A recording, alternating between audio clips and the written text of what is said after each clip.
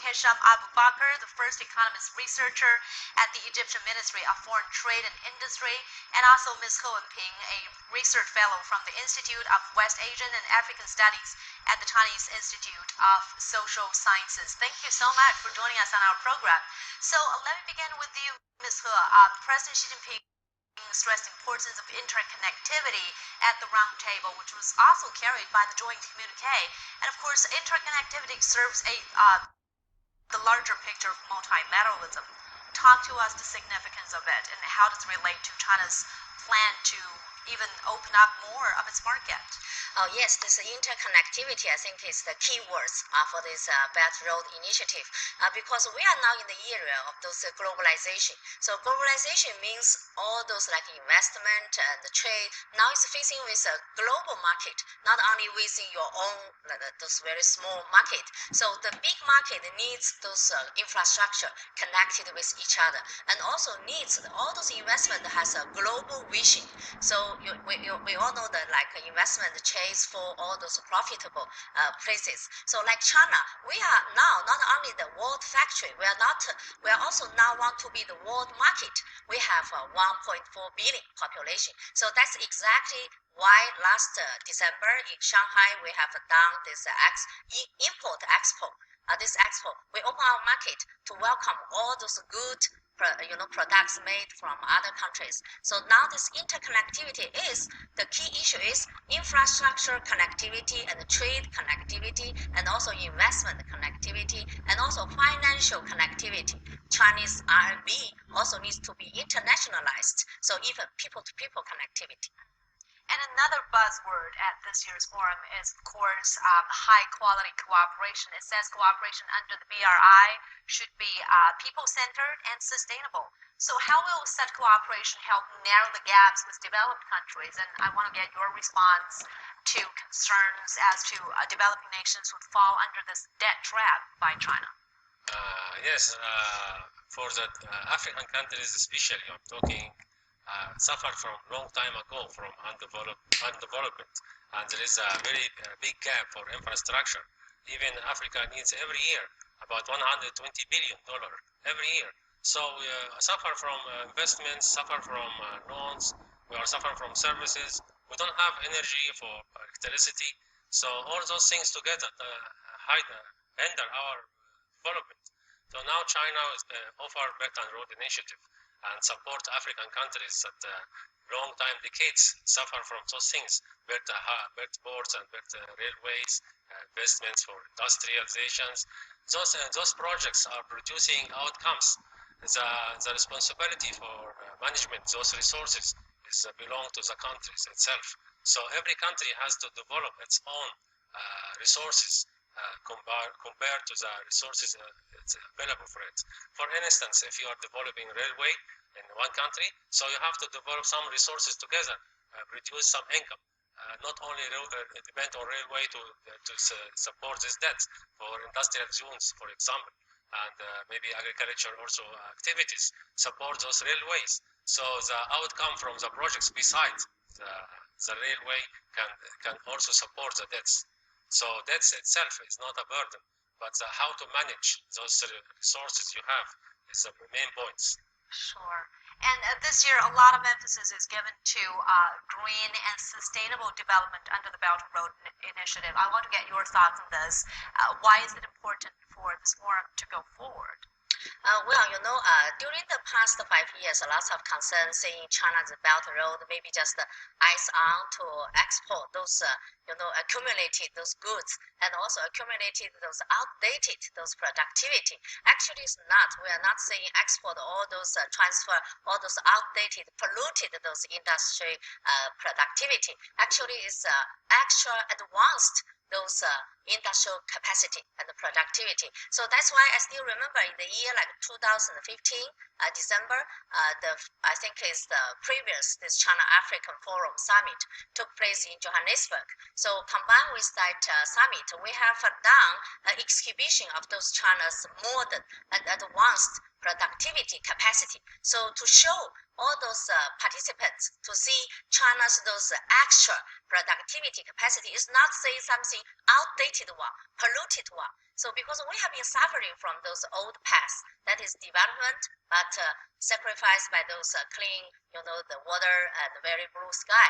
But those those lessons cannot be repeated when this Belt Road Initiative goes to Africa.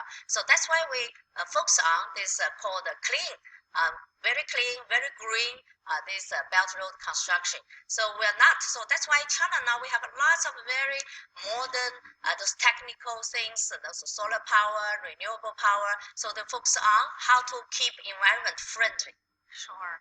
Well, Egypt is a very important country along the Belt and Road Initiative, and it's to a great extent on the receiving end of infrastructure projects under the Belt and Road Initiative. So what are your response to concerns that, the projects can sometimes be not environmentally friendly and not sustainable? In fact, China helped Egypt very much for this renewable energy. We have the biggest planet for solar energy in Aswan, as built by China, and we have a lot of other projects. Even train by electricity is now built a new capital city, also by China Corporation. So China is giving a very good hand. And this renewable energy is very important for Egypt, is targeting to have 25% of our energy run by renewable energy. So Egypt also concerned about climate change because we are a coastal country, and we are put an eye on these things when we take decisions about our projects. It's not a counter to China only. Also Egypt know what they are doing. So China and Egypt are also working together when they are trying to expand their infrastructure cooperation. They also want to make sure that these projects are green and sustainable. Sustainable development is one of our goals for development. Sure. And we have our strategy 2030. It's depend on sustainable development. Right. Well, thank you so much for your insights, and we'll continue our discussion in just a moment. Let's now take a short break on China 24. When we come back, we'll take a close look at how China and Africa have been working together to facilitate more cooperation and improve the lives of their people.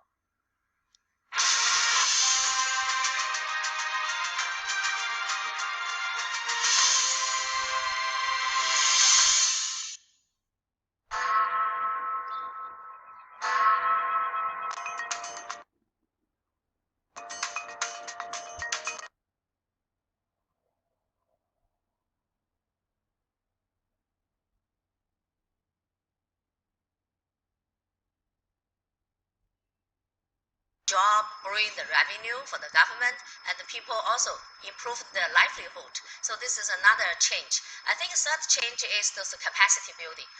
Through this kind of integration, and then we help the local people to improve the technical know-how and also the management skill, like those railway between Mombasa and Nairobi. So the local people, before they don't know what is the train, the culture. But now through almost more than 2 years, those train running between those two cities, and then even those all the service people in the train, and then the engineer in the train, and even those the driver, those all the people, they grew up with their own capacity. So it's not just called gift the fish. Now it's teaching how to fish it. Right. Well, Ms. Hood just talked about cooperation mechanisms through land and air. We want to talk about cooperation at the sea. We just mentioned that China and Africa have been working hard on expanding their fisheries cooperation under the Maritime Silk Road. So what are some of the other ways that they can work together to explore the oceans together, of course, in a sustainable way?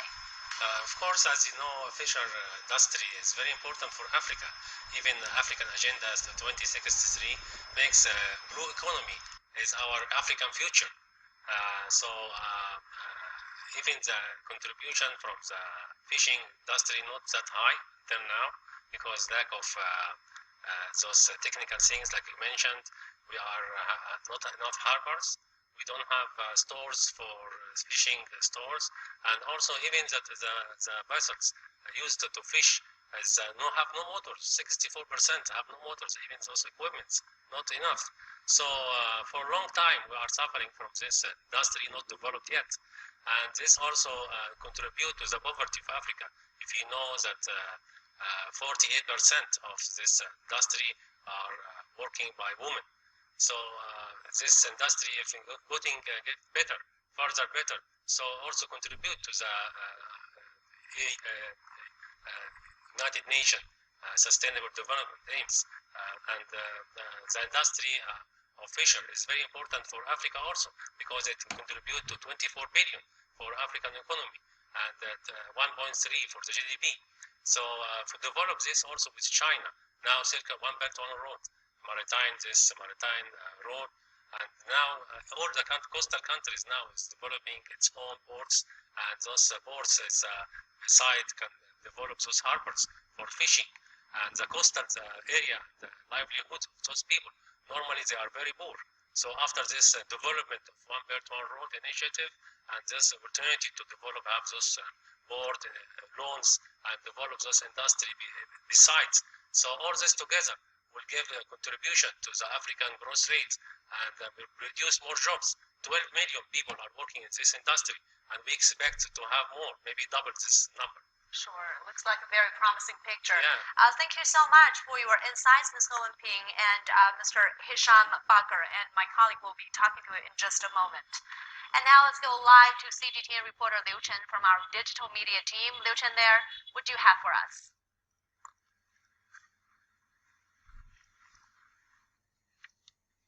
Thank you, Mama. I'm glad to talk to you again on the second day of the Belt Road Forum. Yesterday, we took questions from our social media platforms on the China-Indochina Peninsula Economic Corridor. Here is a question from Lee Esteri on Weibo. She asked, do you think the unstable political situation and uncertainties in African society will be barriers to the development of Belt and Road projects? And what can we do to avoid that? What are your thoughts over this question? Challenge about this political instability, and we are suffering from some wars like Libya, Somalia, Nigeria. A lot of African countries suffer from those instability, and this is a big challenge not only for Africa, also for One Belt One Road initiative, because to do investments and development in any country should have stability, and also institutions, very strong institutions. So all together can make a big challenge for the initiative.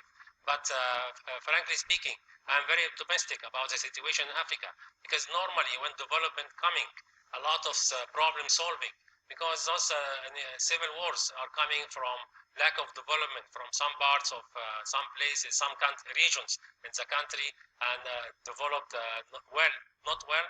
And this people will be suffering from lack of services. But after making projects through from coming up from the One Belt One Road and develop those industry zones and produce some jobs, and maybe those civil wars disappear.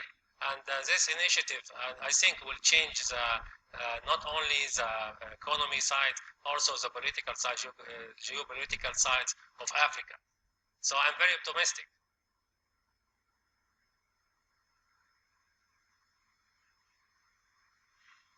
Thank you very much for your answer. Today, also on our cgtn digital platforms, we're proud to show you the 7th episode of our special